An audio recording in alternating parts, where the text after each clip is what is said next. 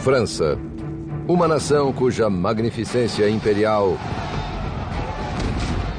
levou-a a criar alguns dos maiores feitos de engenharia que o mundo já viu. A França foi governada por homens que se comparavam a deuses e que moveram guerras sangrentas pelo continente. A busca pela perfeição levou esse povo a construir em escala monumental. Notre Dame is a structure of breathtaking innovation. Mas sua extravagância desenfreada causou uma revolução que trouxe o império à beira da ruína.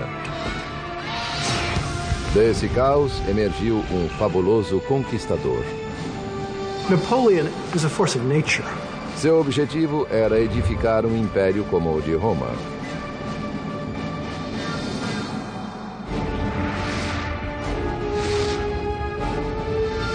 Construindo um império, Napoleão. 1163, Paris. Um exército de pedreiros trabalhando em blocos de calcário agita-se na Île de la Cité, uma ilha no meio do rio Sena.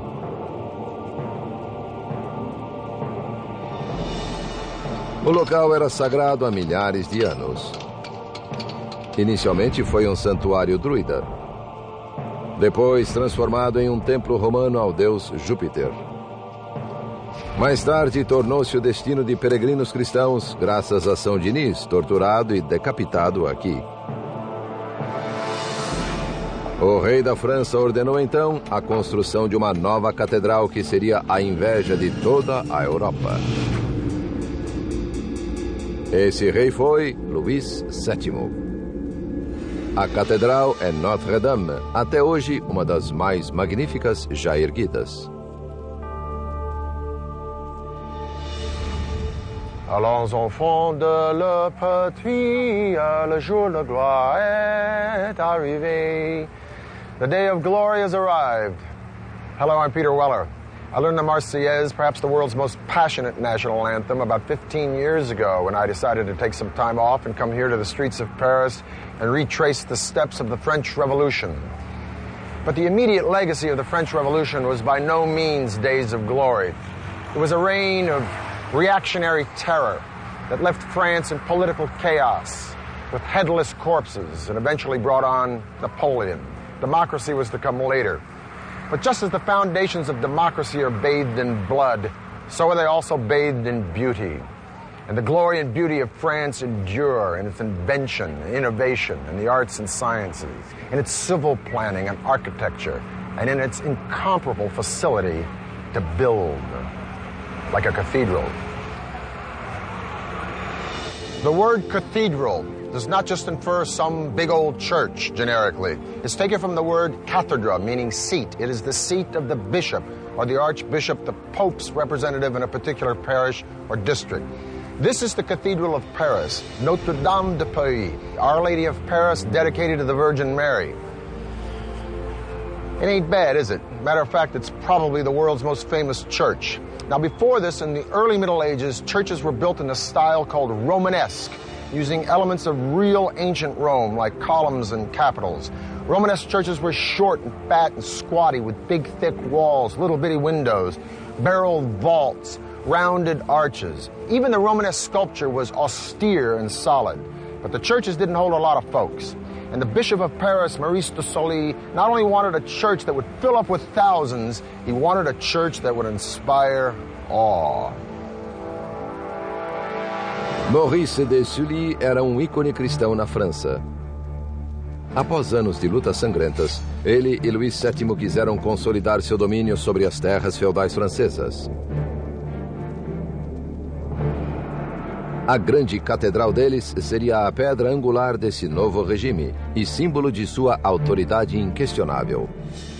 Seria construída de um modo nunca antes visto na Terra. Maurice was the bishop of Paris at a moment when Paris really was a boom town. Louis VII established Paris definitively as the capital of the Kingdom of France. I think Maurice wanted to build a building that was worthy of the status of the city and men of enormous wealth and power.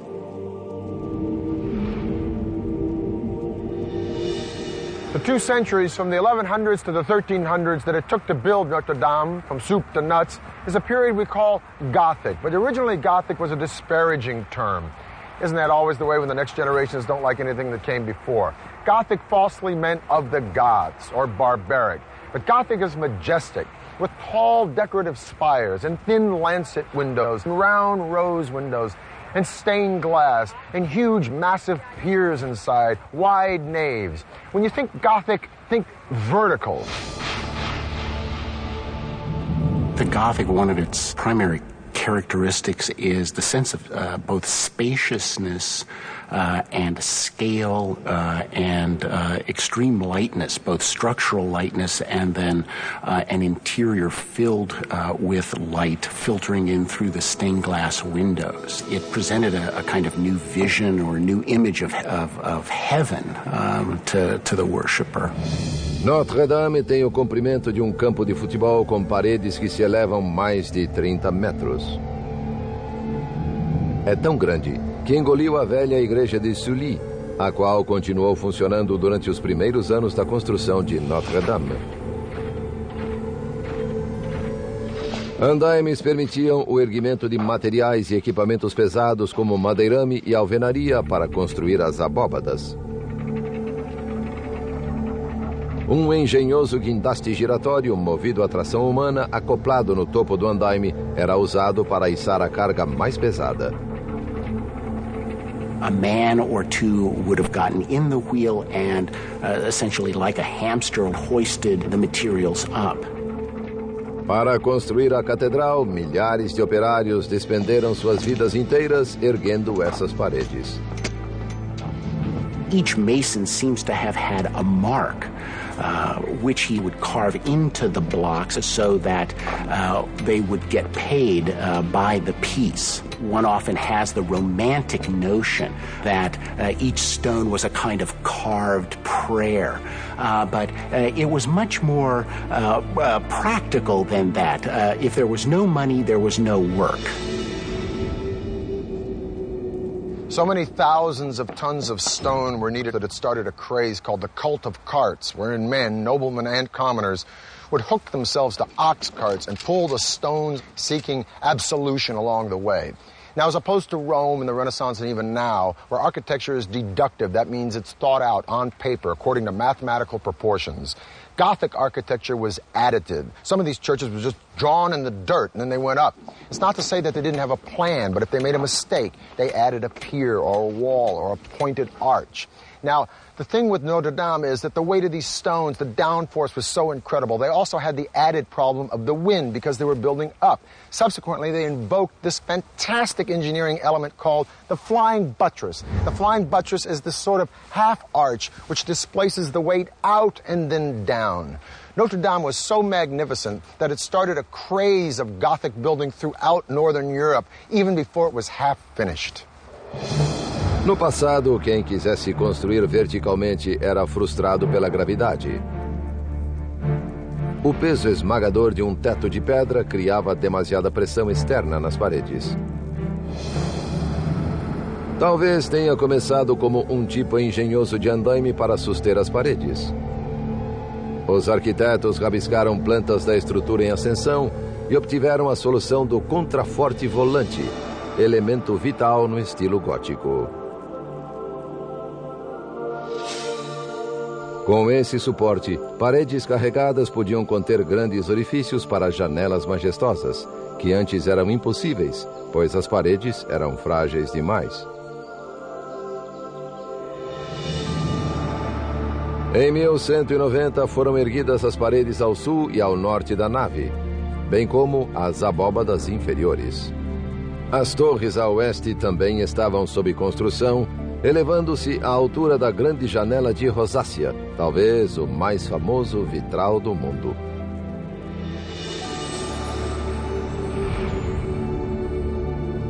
Em 1196, com a saúde debilitada, o bispo estava decidido a fazer de Notre-Dame a catedral mais extraordinária da Europa, mesmo que não vivesse para vê-la pronta. Maurice de Sully, in his will, left money for the roof of the cathedral, and through his generosity, left his mark on his beloved church. A Catedral de Notre-Dame foi concluída em meados do século XIV, quase 200 anos após o início de sua construção. Era o símbolo de um império em ascensão.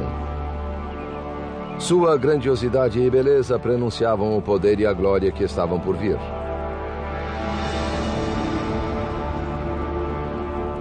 Mas primeiro, o império seria abalado em seus alicerces por um monarca que se comparou a um deus.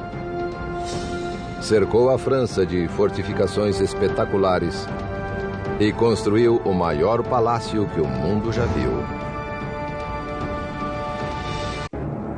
1648. A França tinha uma nova dinastia, a Casa dos Bourbon. O país emergia de séculos de guerras sangrentas e surtos devastadores da peste. O novo rei tinha apenas 9 anos. Era Luís XIV.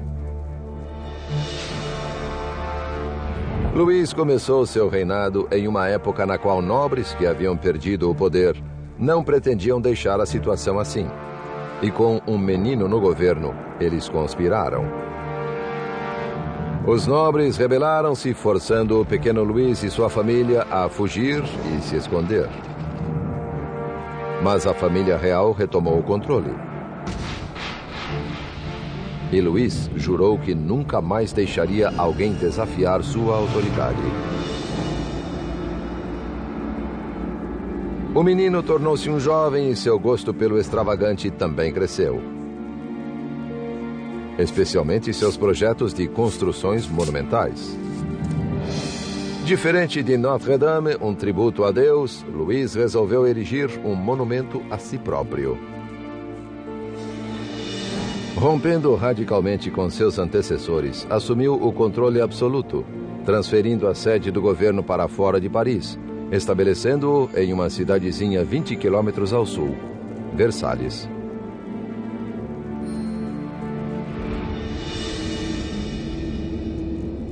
Em 1661, arquitetos começaram a trabalhar em um complexo colossal, que seria o centro nevrálgico do império. Louis XIV wanted spectacular achievements. He wanted spectacular engineering, spectacular architecture. Versailles itself is a statement that says a lot about the kind of image he wanted to project to the world. You know, he wanted to be number one power. Versailles. It was here that the powdered wig and puff pastry were raised to high art. 700 rooms, 2,000 windows, 1,250 fireplaces, 1,800 acres of gardens, 1,400 working fountains. And not only did Louis call these magnificent digs home, he also called them office. Because if you're the king, you don't go to work. Work comes to you. After all, this is the dude who said, "L'État c'est moi." The state is me. And what better place to be the state than in a pad that's got an entire hallway made out of mirrors? Let me put it this way. If you were called on the carpet at Versailles, it was a pretty long carpet. By 1682, when Versailles was finished, it would have become the symbol of the power and the glory of the regime ancien. Seus jardins e fontes eram os mais belos que o mundo já vira, mas precisavam de água. Para resolver esse problema, Luís encomendou um de seus mais extraordinários feitos de engenharia, a máquina Marly. Uma enorme estação bombeadora para trazer água das areias a 4,5 km rio acima, até suas queridas fontes aqui. Inaugurada por Luís em 1684, a máquina Marly era um milagre de engenharia hidráulica. Funcionava graças à corrente do Sena, que fluía através de 14 rodas de água gigantes, capazes de fornecer 378 milhões de litros de água por dia.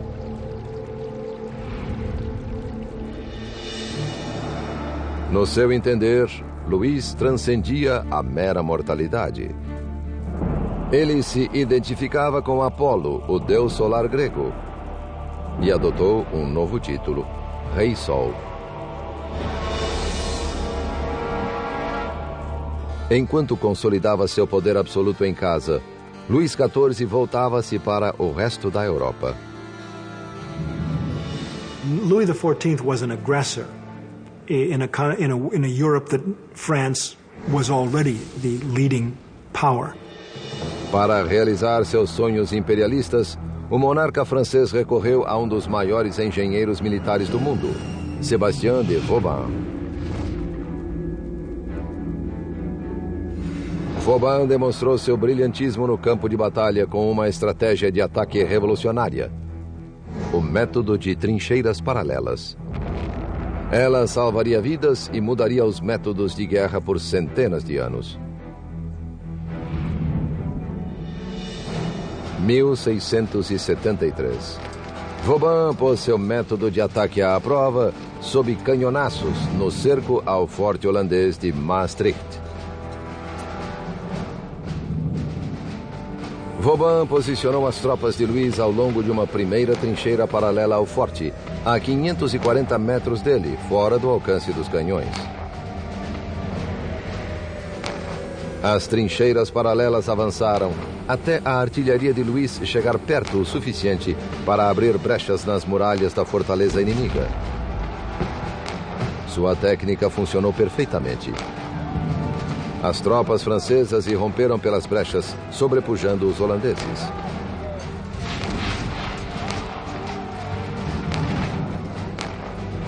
A estratégia bélica de Vauban levou a França de vitória em vitória, permitindo que Luís viajasse às linhas de frente, coisa muito arriscada para reis anteriores.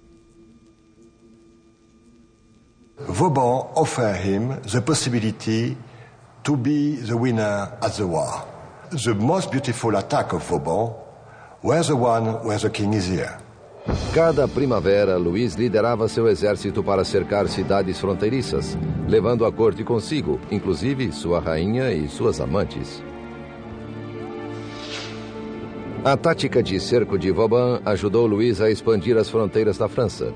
Seu gênio defensivo, construindo e renovando 300 fortes ao redor do país, tornou o reino praticamente inexpugnável.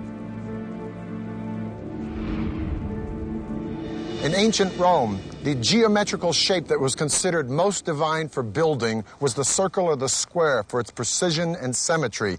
We call this today the centralized plan.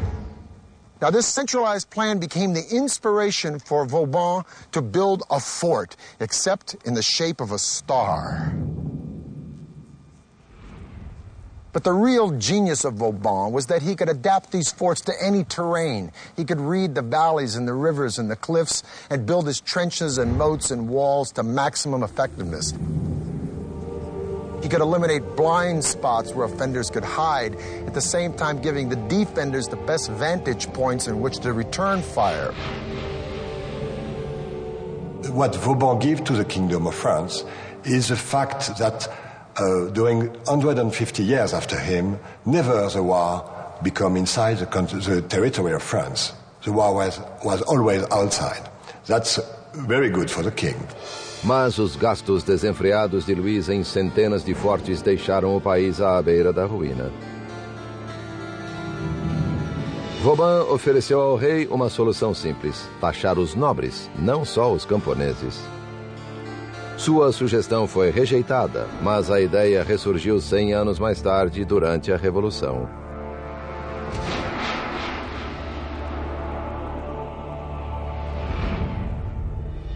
Mas, por enquanto, Luís XIV era o monarca mais poderoso da Terra.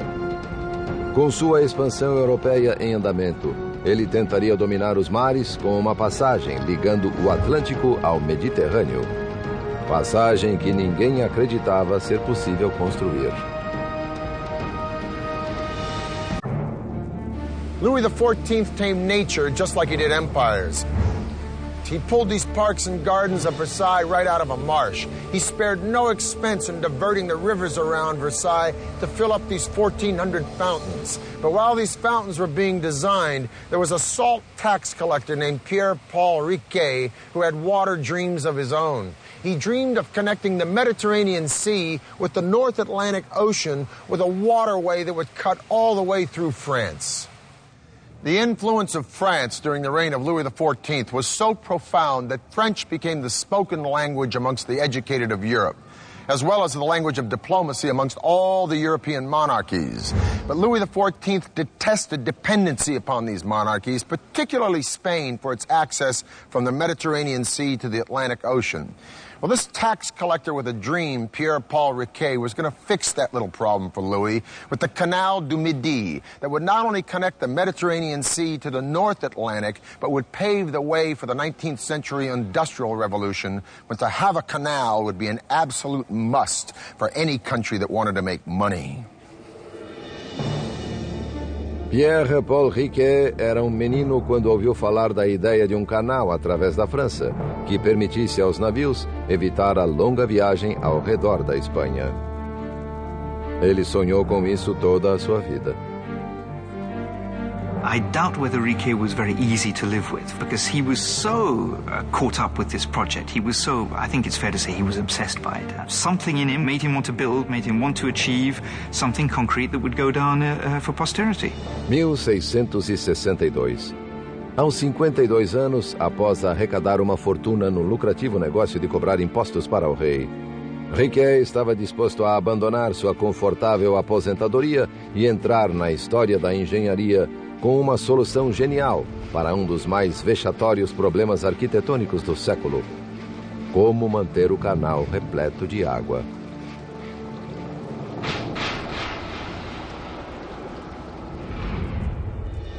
Ele descobriu uma série de rios que podiam ser canalizados para alimentar o canal em seu ponto mais crítico, mas teria de controlar o fluxo da água o ano inteiro. It was going to be dry during the summer. So Riquet understood you needed to get a big volume of water as a reservoir. And the site was found, which was the Saint-Ferréol Dam. And that was absolutely spectacular. That was the key to the whole project. Reservatório. Foi lance de gênio. Riquet solucionou o dilema que ninguém conseguira antes dele. Só havia pequeno problema. Para suprir o canal com água suficiente, ele teria de construir a maior represa que o mundo já vira. Ela teria 30 metros de altura e 136 metros de espessura. Atrás dela, lago artificial de 7,5 bilhões de litros. A bacia de Saint-Ferréol apanharia água de vários mananciais. Funcionava bem no papel. Mas só havia homem no mundo com dinheiro suficiente para financiar o projeto audacioso de Riquet. Para chegar ao rei, ele precisava convencer o seu todo-poderoso ministro das Finanças, Jean-Baptiste Colbert. Riquet esboçou suas plantas e apresentou-as a Colbert.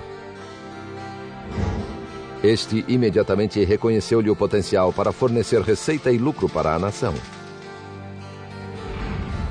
O passo seguinte foi convencer o rei, que gostou da ideia. O canal seria projeto grandioso, digno de seu reinado.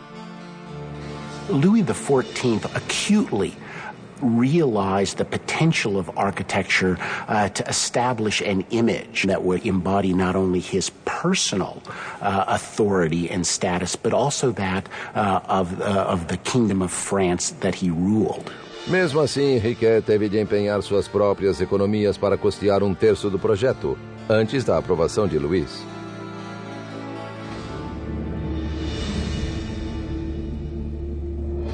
Em 1666, sem qualquer formação em engenharia, Riquet entregou-se à ousada tarefa de construir seu canal gigantesco. Começou pela construção do reservatório de Saint-Ferréol, que levaria 4 anos. Com as obras do reservatório e do sistema de alimentação em andamento, a construção do canal propriamente dito começou em Toulouse, a 17 de novembro de 1667. Em janeiro de 1668, 2.000 operários já estavam trabalhando. No auge da construção do canal, Riquet tinha uma mão de obra de 12.000 pessoas, incluindo 600 mulheres, devido à falta de homens. Para assegurar uma força de trabalho grande e confiável, ele pagava bem acima da tabela, fornecendo alojamento, férias e dias de folga. He introduced an early form of social security. There was such a thing as paid leave, which was absolutely unheard of at that time. So he was well ahead of his times, but he had to be able to implement the project in a decent time. Pouco demorou para que o projeto de Riquet e suas generosidades trabalhistas suscitassem críticas. Opositores do canal acusaram-no de gastar dinheiro para sua própria glória em um projeto fadado ao fracasso. Até Colbert começou a ter dúvidas. Em 1677, a construção, que já durava 10 anos, entrou em crise quando o canal se aproximou da encosta sul da Serra de Anserine. Riquet propôs outra ideia arrojada. Construiria o primeiro túnel para a navegação do mundo e o faria com explosivos. Quando a notícia do plano chegou a Paris, Colbert entrou em pânico. Ordenou que as obras do canal fossem suspensas e submetidas à investigação por especialistas. Se eles aprovassem, o sonho de Riquet seria realidade. Se desaprovassem, décadas de trabalho árduo iriam pelo ralo. E a fortuna de Riquet estaria aniquilada. 1677. O Canal du Midi, no sul da França, um dos maiores feitos de engenharia da história, estava à beira do desastre. Após 10 anos de esforço incansável, Pierre-Paul Riquet corria o risco de perder tudo. Quando se soube em Paris que ele planejava abrir um túnel em uma cadeia de montanhas, o ministro das Finanças, Jean-Baptiste Colbert, ordenou a suspensão das obras para investigar o que ele achava ser impossível. Usar explosivos para construir o primeiro túnel navegável. O trabalho de toda uma vida e a fortuna de Riquet estavam por um fio. Colbert said, "We just don't believe you're going to succeed in this." And so Riquet, the story is that he increased the numbers of men and women working on the job, and that by the time the inspector came, I think it was 2 weeks later, they'd been able to get cut through and provide proof that the tunnel was feasible.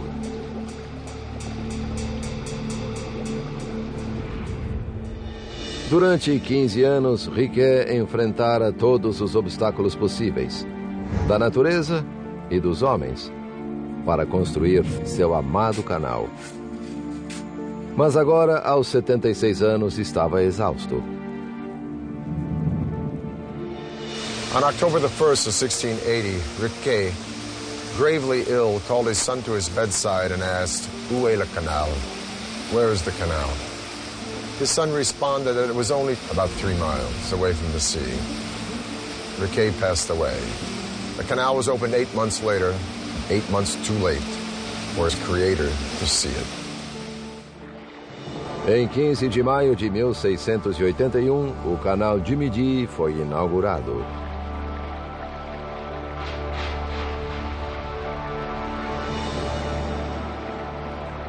Canal du Midi is a masterpiece. The solution for transport by water in France is the best solution still today, and the Canal du Midi shows the way. O Canal du Midi foi apenas um entre dezenas de projetos construídos por Luís XIV em sua sede por poder e glória. Mas no fim do seu reinado, seu esbanjamento levara a França à beira da ruína. Seu governo autocrata e vultosas dívidas semearam a revolta, que germinou um século mais tarde.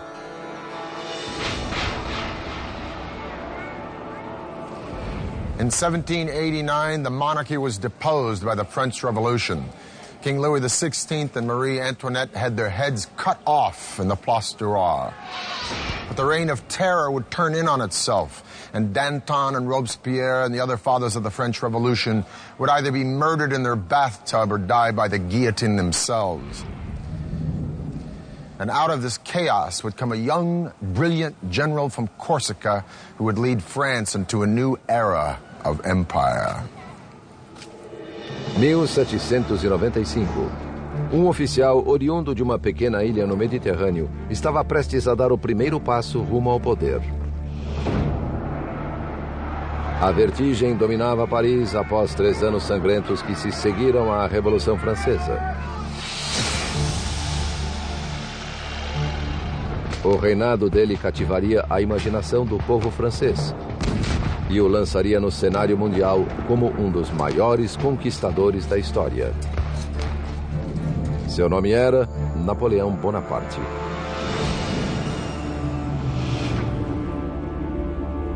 Napoleon was a force of nature. Audacity was his middle name. Napoleon imposed himself upon Europe with such force that he goes down in the annals with Caesar and few others. A ascensão de Napoleão foi meteórica. De comandante do exército do interior a general das forças na Itália em apenas um ano. In 1796, Austria attacked French troops in Italy, and Napoleon took a disaffected and undernourished army and turned it into a veritable force. He beat Austria in battle after battle, eating up most of northern Italy, finally even bringing that serene Republic of Venice to its knees. When Napoleon returned to Paris, he was a star, and then he started to take over. But believe me, after 10 years of the blood and guts of the French Revolution, the people of Paris and France were ready to say, "Praise the Lord." In 1804, Napoleon was crowned Emperor at Notre Dame. It is said there's a preparatory drawing of Jacques-Louis David of the event where Napoleon's taking the crown from the Pope and crowning himself. He also turned to his brother and said, "If Daddy could only see us now." Now, with his astounding ego, it's interesting that Napoleon was averse to creating monuments to himself, but he created one, 70,000 tons of stone in the shape of an arch, modeled on the Arch of Titus in the Forum of Rome. It would be called the Arc de Triomphe.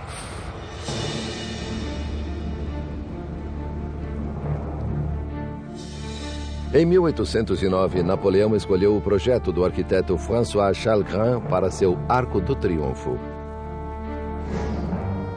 O local escolhido foi o final da Avenida Champs-Élysées, na Place de l'Étoile.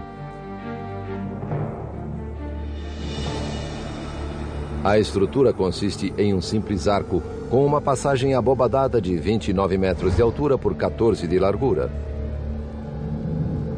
No total, o arco mede 49 metros de altura por 44 de largura, 2 vezes maior que sua inspiração em Roma.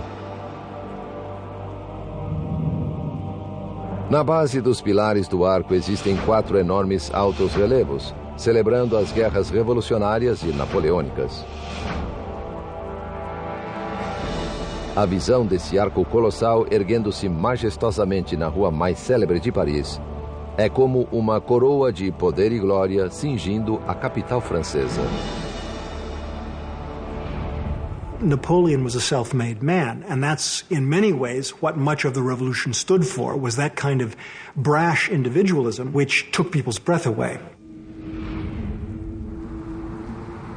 By 1812, Napoleon had conquered most of Europe, but then the boy bit off more than he could chew. He invaded Russia, and the rest, as we say, is history. Poor supply trains, harsh winters, the resiliency of the Russian people, Napoleon was defeated, forced to abdicate, and exiled to the island of Elba. But he escaped and enjoyed a short reprise of power we call the 100 Days, before he was defeated at Waterloo and exiled again, this time to St. Helena, and for good.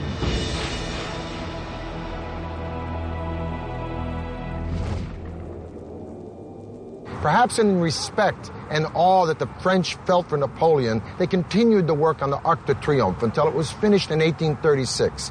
And the Arc de Triomphe would stand as the emblem of France until a wiry, bizarre skeleton of a building made out of iron would change the idea of an urban skyline forever. O Arco do Triunfo seria o símbolo de Paris por mais 50 anos, até ser superado por uma torre que cativou a imaginação do mundo. Em 1889, Paris construiria um dos monumentos mais memoráveis e arrojados da Terra, a Torre Eiffel. Nos anos que sucederam a queda de Napoleão, a França suportou 3 revoluções sangrentas em seu tumultuado afastamento de reis e imperadores rumo à democracia. A década de 1880 marcou o zênite do Império Francês, uma superpotência colonial que cobria 1/3 da África, a Indochina e boa parte do Caribe. A Exibição Internacional de Paris, em 1889, foi idealizada para comemorar o centenário da Revolução e estabelecer uma nova era de poder e glória para a França. O governo francês escolheu um grande chamariz para a exposição, uma torre épica de 300 metros, símbolo arrojado de otimismo e autoconfiança. The Minister of Commerce, Edouard Lacroix, saw it as a symbol of progress, where he said humanity gravitates endlessly upward. Um concurso de projetos avaliou 100 propostas, incluindo a da empresa de engenharia de Gustave Eiffel. Desde a década de 1830, engenheiros tentavam construir uma torre semelhante sem sucesso. A reputação internacional de Eiffel como excelente construtor de enormes pontes e estruturas colossais, bem como seu desenho elegante para a torre, garantiram a sua vitória. Mas a torre não agradou todo mundo. Assim que seus planos foram divulgados, houve clamor por parte de artistas e intelectuais parisienses. It was claimed that it was ugly, it was industrial, it was useless. It was a travesty to the Parisian landscape, which contained all sorts of wonderful classical structures.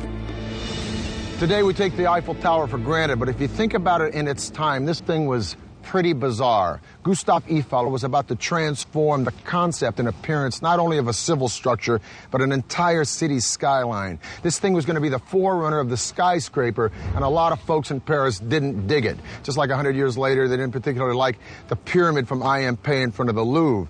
But with the Eiffel Tower, it wasn't just the city do-gooders, but serious architects and writers voraciously lobbied against it. Guy de Maupassant supposedly said, "I'll eat there because it's the only place in Paris where I don't have to look at the thing." A torre tem 299 metros de altura, a mais elevada estrutura até então construída pelo homem. Em janeiro de 1887, Eiffel deitou as fundações no Champ de Mars e na margem esquerda do Sena, e encontrou seu primeiro problema. Amostras do solo sob 2 pilares ao longo do rio estavam molhadas e moles, um sério obstáculo para uma torre de 7.000 toneladas. A solução de Eiffel? Uma inovadora forma de ancorar sua torre colossal. Para os alicerces do lado do rio, ele afundou câmaras herméticas de ferro, ou caixas pneumáticas, a fim de que operários pudessem escavar abaixo do nível da água até um leito sólido de rocha.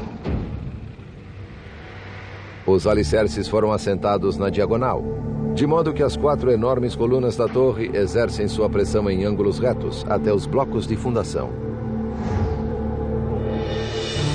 Eiffel demonstrou seu gênio inovador no desenho para os encaixes cilíndricos que sustentam as colunas.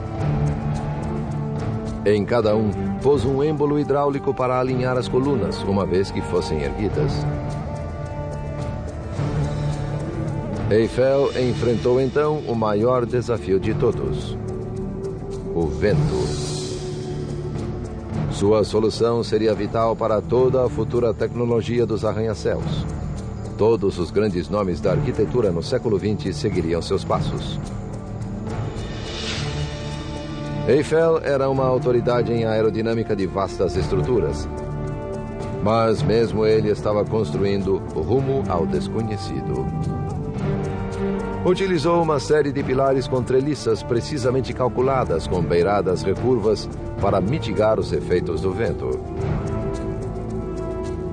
Projetou a torre de modo que nunca oscilasse mais que 10 a 12 centímetros na mais forte ventania.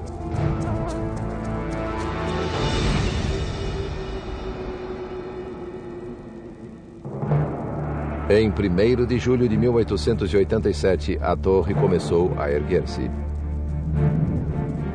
Pedaços enormes da estrutura de ferro foram içadas aos seus lugares por guindastes a vapor.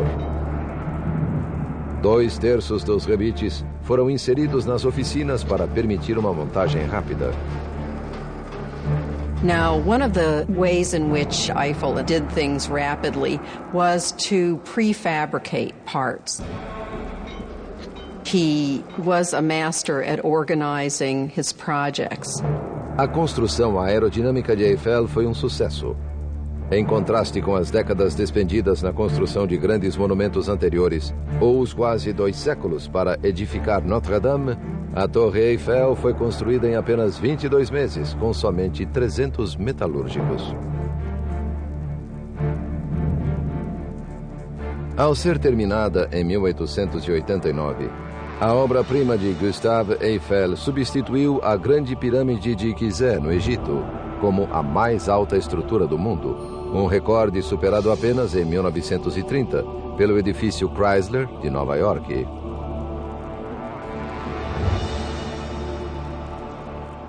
What's wonderful about the Eiffel Tower is that it so horrified the French for the first few years after it was built. It reflected French technological modernity, architectural audacity that did not lay well with some of the traditional elites. And today, it's now regarded as simply beautiful. On June the 21st, 1889, the Eiffel Tower was open to the world. Gustave Eiffel conducted personally guided tours for many celebrities and royals, including Buffalo Bill, the Shah of Persia, the King of Siam, the Prince of Wales, even Thomas Edison. Young women bought dresses called Eiffel climbers. The tower was the hit of the exposition, attracting almost 2 million people. Gustave Eiffel had financed almost 80% of the tower in exchange for the proceeds from all the concessions. He got his money back within a year, and the tower eventually made him a very rich man. The Eiffel Tower symbolized an ideal Republican society, that is, the towers made up of many small pieces that interconnect and mutually support each other, all people from all walks of life mutually supporting each other in a democratic government, holding up the republic and moving it forward.